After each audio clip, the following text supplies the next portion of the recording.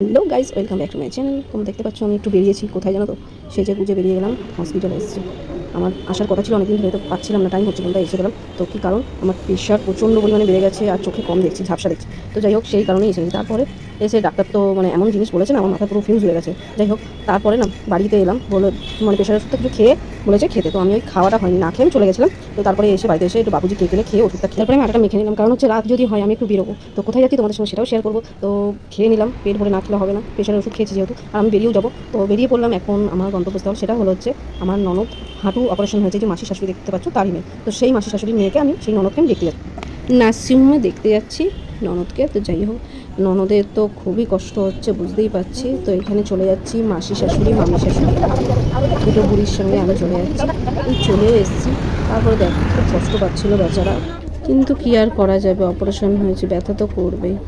আর আমরা তারপরে বেরিয়ে গেলাম দেখা টেকা করে।